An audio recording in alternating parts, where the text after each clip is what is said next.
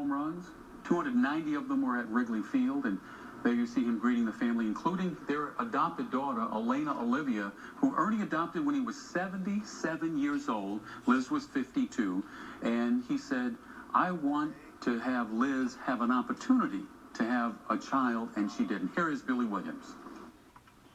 To not mourn the death of Ernie Banks is to celebrate a life, a joyous life. And this is what he was all about.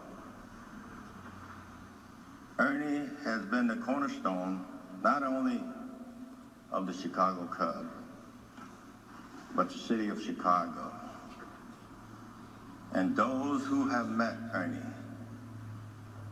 I think they still remember the joyous smile that Ernie had. And I remember that moment in 1958, 2 years after I'd signed a baseball contract to play with the Chicago Cubs minor league.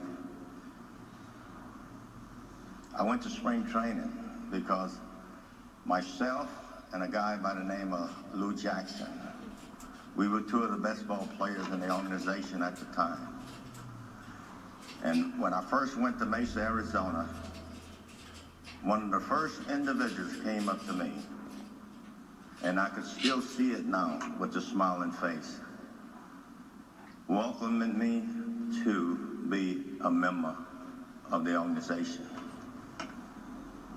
You heard Sano sign a contract to play with the Chicago Cubs simply because Ernie was here.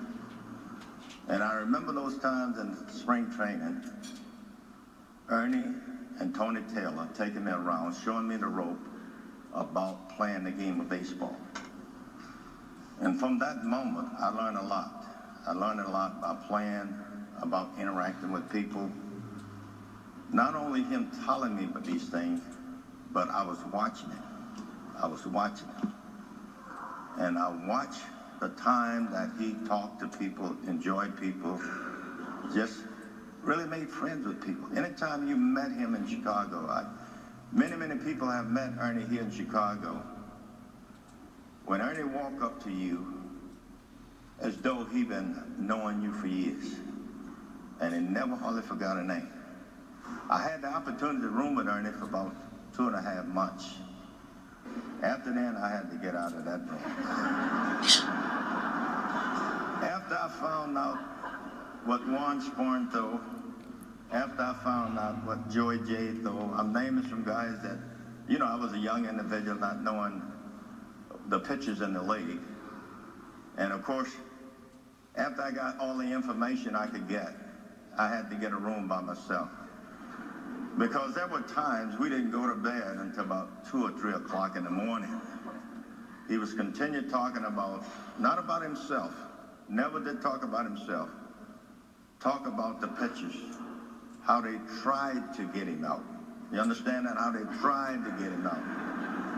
But he was an individual we had great times together.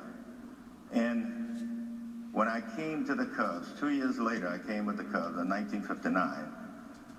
And in Wrigley Field, he often talked about the sunshine, all the day games, you've heard it. Loved to play day games. Loved it.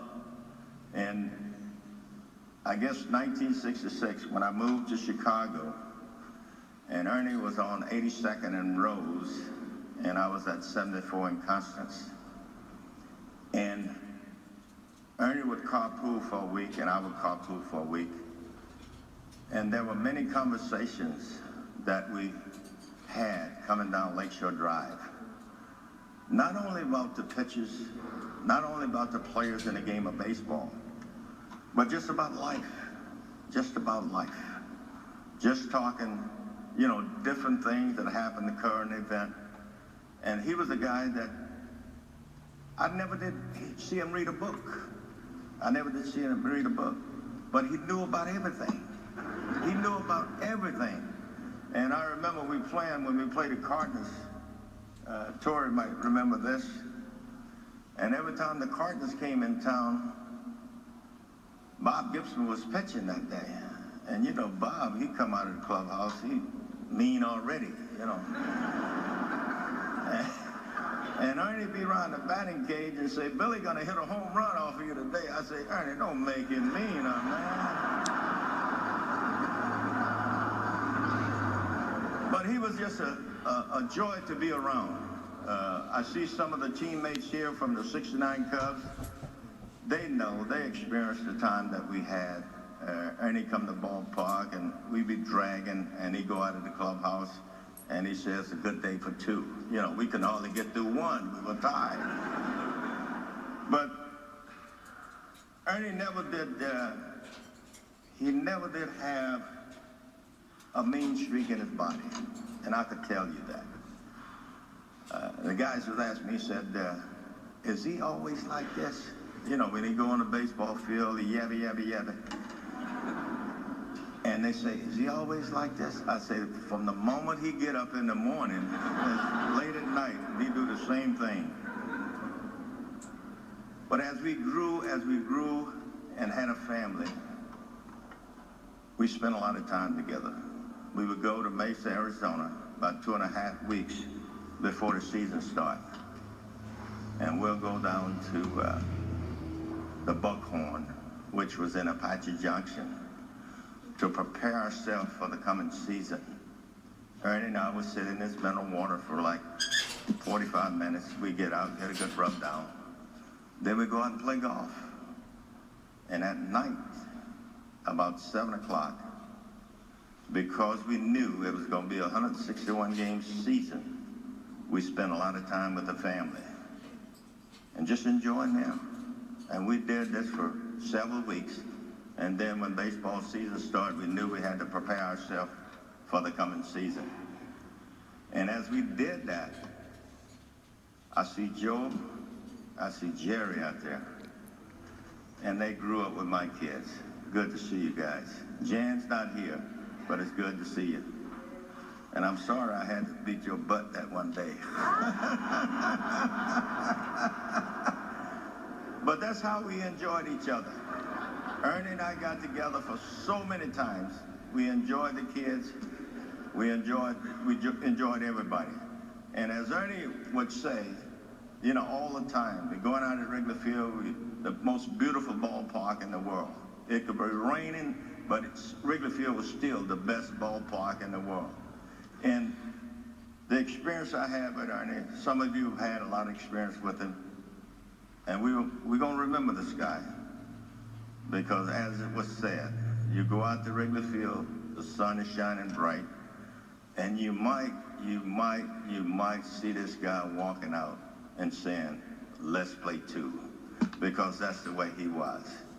And in closing, as I say, I would like to talk about this as a celebration, not as a moaning time, because he wouldn't like this.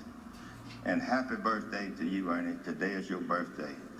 And I'm going to leave this with you, and I know Ernie will stamp of approval. He will put his stamp of approval on this. The Cubs will play as a team. No, the Cubs will win as a team in 2015. I know he would like that.